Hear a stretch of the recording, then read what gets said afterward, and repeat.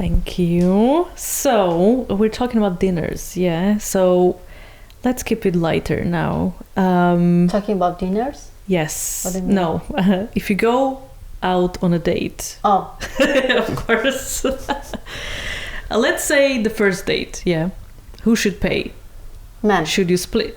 I think man should... I was always brought up a man should always pay first. Or, if the woman's very insistent, you offer to pay. You should always pay first.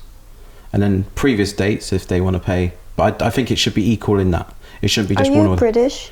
No, my dad's from Algeria. Oh, okay. I'm mixed, British and English. Oh, okay. Why? Why? Oh, no, I was just asking because I think British guys can be very traditional and they're happy to pay. Yeah. And I appreciate that. I love getting free stuff. And yeah, I think guys should definitely pay. I think sometimes though, girls can take advantage of that. Like I remember my friend went on this Valentine's dinner and she like ordered lobster because she was like, this is a free meal, lobster. And then the bill came and the guy was like, oh, you pay for yours, I'll pay for mine. And her jaw just dropped. She was so shocked she wasn't ready for that. Yeah. And I was kind of thinking, well, yeah, you kind of deserve it. You know? I think you've hit the nail on the head. But I think some men do that as well. Yeah. And I think... Oh, that's happened to me before.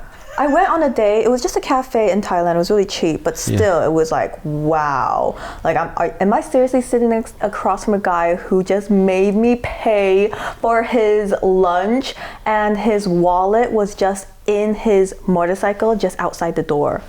And I'm sure it was the last time you met him. Yes. I don't even remember his name. That's a great date. If I ever saw his face again, I wouldn't even know who he was. Like, I just... That sounds a really great date, Vonny. Yeah. I'd love to be a fly on the wall in that restaurant. I was like fuming. I was just like, I can't believe I'm sitting here right now. This sucks. Do you know what? I just, and I think you talk about the old fashioned, I always believe we've lost some of the values. And I think femininity is also turning off men to do that. And what I mean is, men feel like they don't have to open a door for a woman. Or you say, I'll put out the chair. It's not that you're trying to be the alpha or dominant. It's just a nice thing to do. You would do that for I would do that for my mum. Can I say something first about the dinner and then other things about opening the door?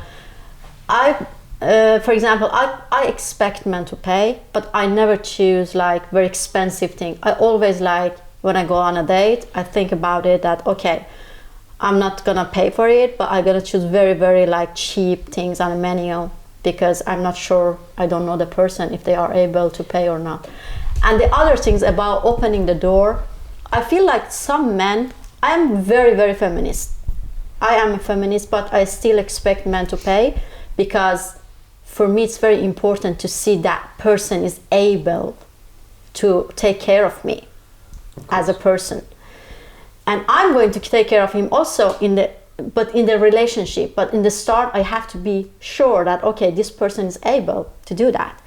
And the second thing is about opening the door. I would be happy a man opened the door for me, but I don't want him to use it as a manipulation. No, that's not. You know, that's not they open it like the door like first date or second, and then you see that they don't do it anymore, or you feel like, okay, you just used it to impress me, and then now you feel like I don't need it. They just walk before you, like go inside, and then if you don't hold the door, you just door close in your face because they feel like, okay, I am just like after 1 or 2 days, you know. But do you know what that is? That you don't take what I'm saying out of context. I'm just saying what happens in relationships is people get lazy. They get comfortable. When you get comfortable, you forget stuff. But nothing wrong with getting comfortable. But it's what you're so you're taking. There's one section they can use that's manipulative. Just to get the woman effectively, the hunt or whatever you want to call it. But also, I think is important is what happens when you're with someone for a long time. You forget stuff, and it's easily done. but you just need to have a check-in with yourself. But I feel like in the long run, you don't really need them to open the door always for you, but you can see that they have that respect 100%. for you in other ways, But you can realize that the first date or second date, when they opened the door for you, it was just a manipulation. Yeah. But you don't need them to continue doing that. I don't think people should be dating. I feel like dating is the worst way. What do you mean?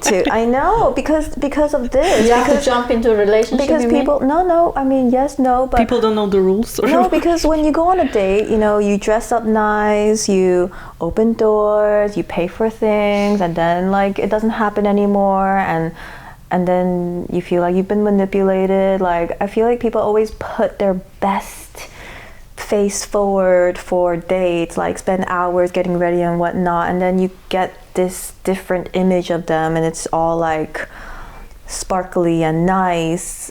And I don't know, me and my husband didn't date. You didn't date? We didn't date. Tell me more, we please. Literally did not date. Like I met him by accident in Bali through a friend.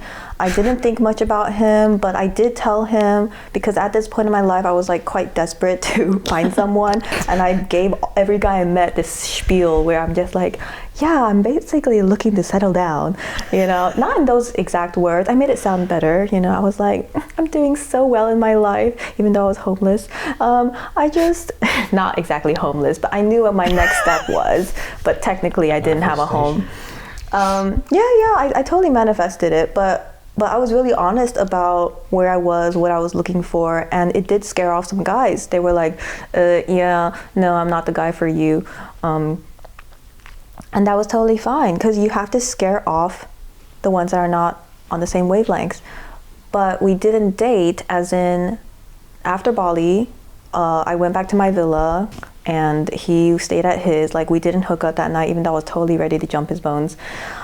But, we waited, and I went back to my home in Singapore. He was in Hong Kong at that point. I had a business trip there 2 weeks later. So we were like chatting on the phone sometimes, not much.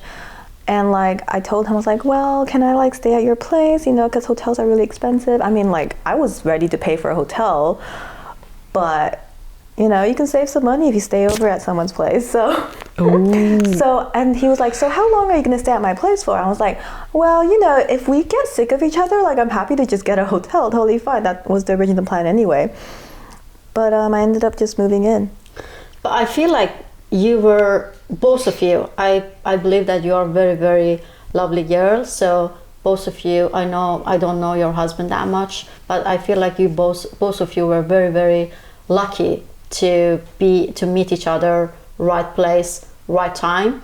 But for me, for example, I had relationships that I didn't date also, but it didn't went well, because the person wasn't the person that I thought they were. Well, that's so my point, because of all the dating. Like, well, we didn't date too, but it didn't work out. But why not just get to know someone on a friend level first, and then you see them how they are, you hear like how they're treating other women or what their dates are going, and I don't know, I think that's the best way. Just do what you love, meet people who by chance just happen to be in your space, and then like you get to know them for who they really are, and there's never this like, oh, let me put my high heels on, my sexiest outfit. Like I didn't do that with him. He saw me without makeup first night.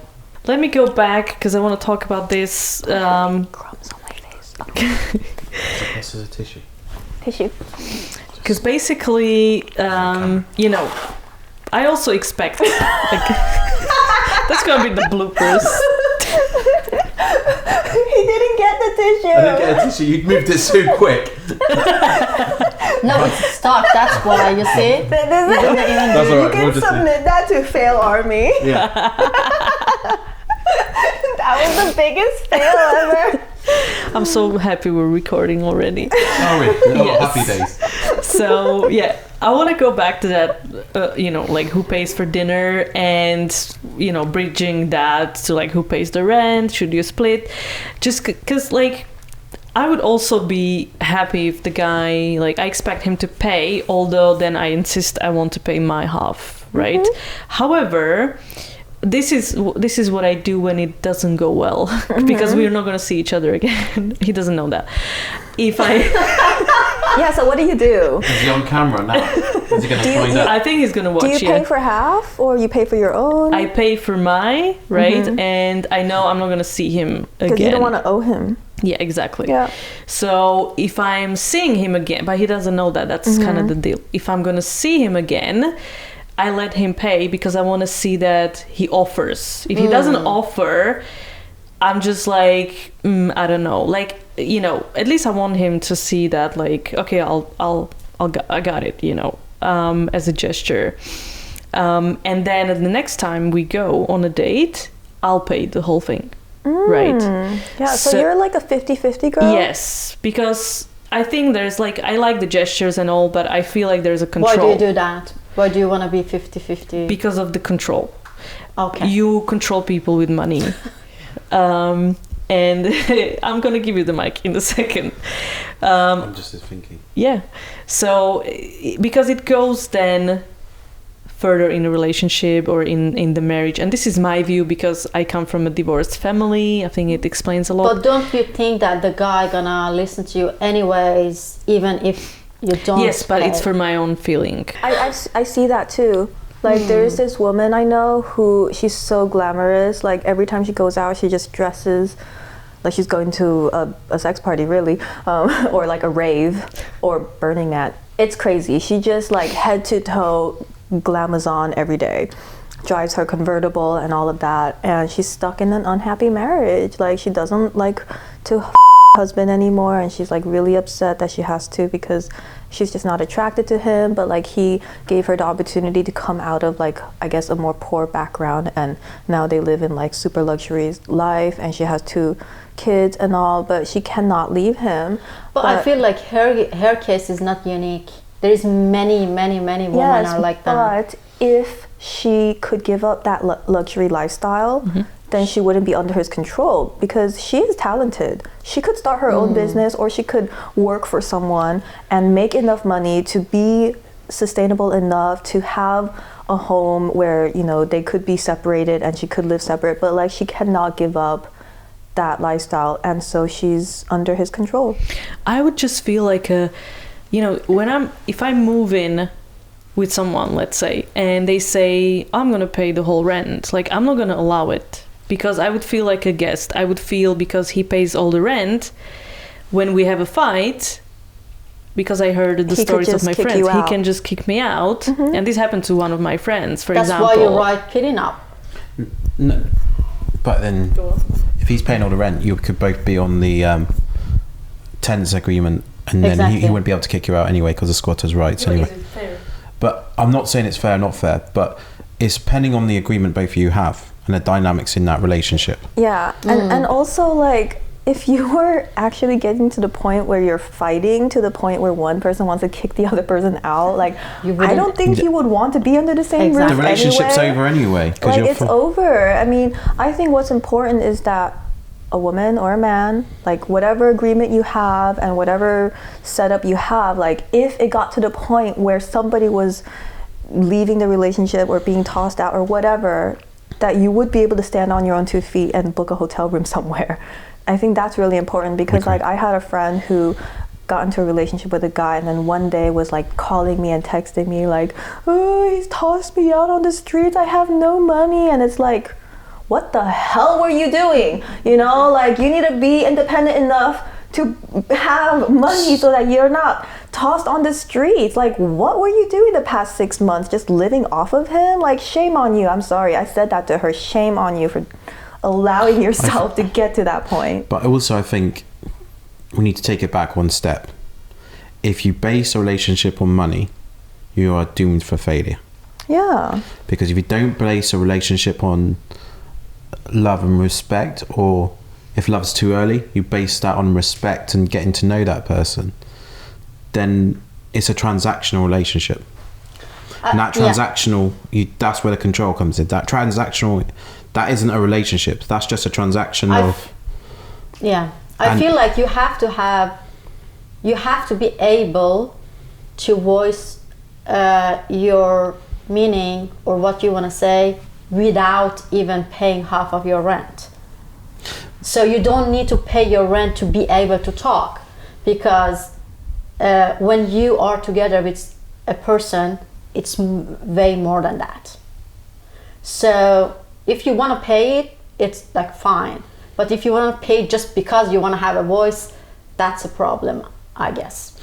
But the other thing is, if you don't have that foundation, if you have all your money, because money comes and goes, people can lose their money just like that. Many people lose their money. Wrong investment, bad decision making. So if you don't have that, what do you have? If you see what I mean, it's flawless, and not flawless. Sorry, it's baseless. Sorry. So what I think is you need to build a base first on values. If you've got similar values of both what you want, yes, you can say I want to strive to have more money, or I want this lifestyle. But if you don't have nothing else, that isn't a relationship. Mm-hmm. And I think there's a danger when you say this person needs to have this lifestyle and that sort of lifestyle. That gives an impression you're just about the money, not about building. The true thing is like we actually like each other. Mm-hmm. We like to spend time to each other, watch a film together, go to the cinema together. I know these are really simple things, but I think a lot of people forget this. The best thing I like to do with my husband is walk with him to the post office, to the supermarket, like just anytime we're hand in hand walking somewhere is literally like it's the best times I spend with him. That, and plus the few minutes or 30 minutes where like we're just mostly me, I stare at him before he falls asleep. It's like Bridget Jones.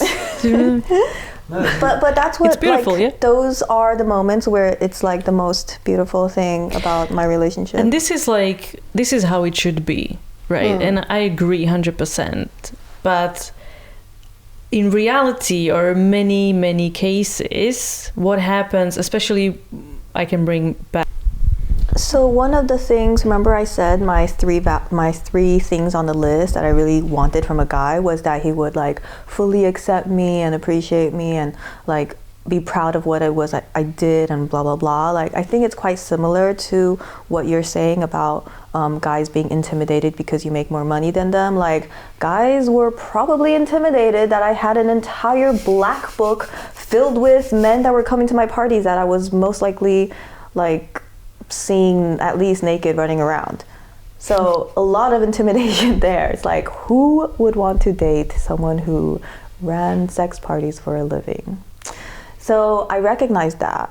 And what I always told myself was, okay, I need to find someone who's so secure with himself. Because before him, I was with a guy who, he was so like, he just could not be with me. Like he came home one day and I was wearing my lingerie because I just was wearing, it's underwear, you know? I just hung out in underwear in my house because I was living in Asia. It's really hot. Like you can't wear clothes there. And I don't really like air conditioning because it dries my skin and my throat. Yeah. So I was just like running around naked and he came home and saw me like half naked and thought, oh my God, she just slept with someone. And I totally didn't. So this is like insecurity, right? Yeah. And so from that experience, I just told myself, okay, I just have to be with someone who's so confident and so sure of himself that he wouldn't be intimidated by me innocently sitting around in my underwear. Exactly, it was the thing that I wanted to say, that you should be, I don't know what's the correct word for that, but you have to date people that they are not intimidated, but your success and your financial status, you know, from the beginning. You don't need to wait. You don't have to wait to tell them. Like my husband, he told me very early on in the beginning of our relationship, he was like, this is how much I make, this is how much I have or don't have, and like you got to be okay with that. And I was okay with it. And by the way, I'm not making like millions. I'm just dating guys that don't make enough money. Like we had this conversation the other day. But don't you think you do it on purpose, that like subconsciously you really don't want a relationship, so you just date insecure people to just Or subconsciously, get there. maybe you're afraid to be controlled by someone, so Exactly. you just like, Self-sabotage. Yeah. so you're just I like, mean, it could be like dating I people don't who make know. less- It's a self-sabotage. like, you will not control me. Yes, because like control, I need to have control, but Okay. not like over both of us. Let me tell you over something. me. I don't pay for rent, Mhm. and my husband still does everything I want. You know, no, that's because I wanted to say, because of course I said like I would pay half of the rent and stuff, but I also agree when, let's say you have like a businessman who is like a millionaire or billionaire and he finds a woman who makes him happy, and like that woman, even she's not making as much money at all, because everybody is like, oh, she's a gold digger. It's not it doesn't have to be the case at all. Of course it might be, but that man wouldn't be where he is without that woman, and that's my belief as well. Mm-hmm. And she helps him make money because she makes him the better version of himself. But the question is, if that woman is with that man, if he didn't have any money, would she still be with him if he didn't have any money? And this is I'll refer back to my original statement. If you base something on money, you're on quicksand, because there's no substance to that. Yeah, And Totally it's like, agree, yeah. when Like- can I have my next car, or my next this, or my next that? yeah. And Yeah, but then would you date unemployed guys Well, without my, money? my husband was unemployed during 2020, I think. Like COVID time. yeah, so pandemic hit us pretty hard. We lost a lot of money. I wasn't able to work. I was like doing my events. Suddenly events were non-essential. And I tried really hard to keep them going. Like in Asia, they were saying, okay, you can only meet in a group of 10 now. I was like, all right, I'm gonna make a dinner party for 10 people. And it got really lame. Like 10 people going from like 30, 40. It's like, oh wow, it's pretty boring when it's just like 8 people around the dinner table. So it was hard. And then I also saw that my husband didn't like his job, and I was just like, you know what? Quit your job. Let's pack up and go. And not many women would say that. So that is a true Yeah. relationship, because you had money, lost money, you're still with him. Stuck together. Let's get back. Let's just get us back up here. That's what relationships about. But a lot of people are closed to that, and that's why they split up. And you feel like if they actually got the time to know each other, rather than talking about how much money I've got and all that, because you're putting an intention to the universe that you're only going to attract someone who's after your money, and then you subconsciously realize that, and that creates a different dynamic. Rather, what's that person about? What's that person? What do they want to do with their life? X, Y, and Z, and what's their values? You know, how are we going to spend our time together? How are we going to build together? Life's about building, to be honest. And I think a lot of people forget this. And I see in a lot of relationships, and it takes so much work. Relationships are work, communication. How long have you been married? Been together 8 years, married 3. We had our holiday in Bali just before lockdown, so we could have been stuck in Bali when we got That married. wouldn't have been bad. How No, it's you not guys bad. met, actually? We met actually through a friend, Oh, okay. but like originally we were going to do some work together because I had a frozen yogurt business. So she was a graphic designer, so I was going to get her to do. But then she was just such a beautiful person. I Her love energy that. was just, and it's energies. And before I wasn't into this, but I'm on camera now. But I think you get a sense about people, and I think people's energies. Money's a good thing. A lot of people see money as a bad thing. I don't see money as used correctly as a good thing. But again, if you base your relationship on money, it's transactional, and that becomes a bad energy. It's yin and yang. The karma's out. Yeah. Security is important. I understand that, and being able to provide for each other. Yeah. It's just Can I ask you, Vonny, if your husband loses his job like tomorrow, can you provide for him? Oh yeah, for Yeah. sure. And I did. When he was jobless, I was basically he was trying to start up his own business on the side, like doing trading and coaching. And so for I think at least a year, if not more, I was hustling hard. Hustling, which I'm good at. I mean, I basically did everything I could. Oh my God, I sold secondhand clothes on Depop, Vinted. I was like eBay almost. I was renting out my home as a shooting location. I was modeling, like literally using my body to make money. Yeah, not just fashion modeling. I might have taken off a little bit more clothes. But I was just like everything I possibly could to just work my ass off.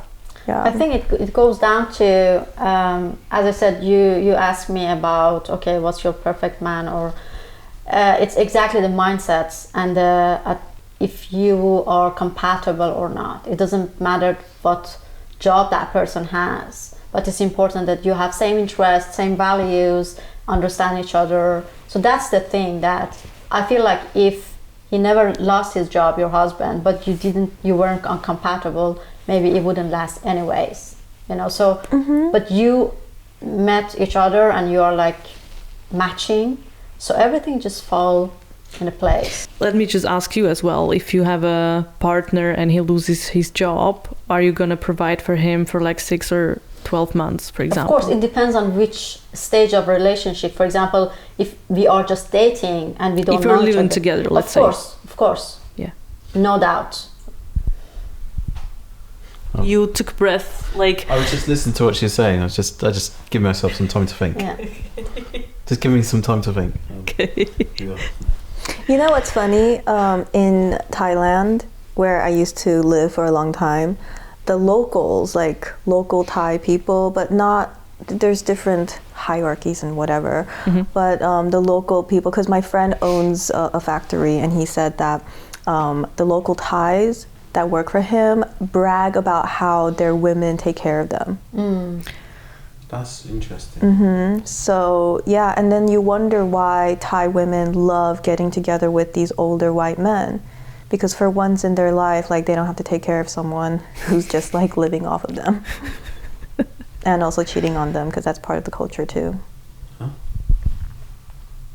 But the funny part is, it's very interesting that we always think that Thai ladies, they are like dating very older men, but actually they just look young.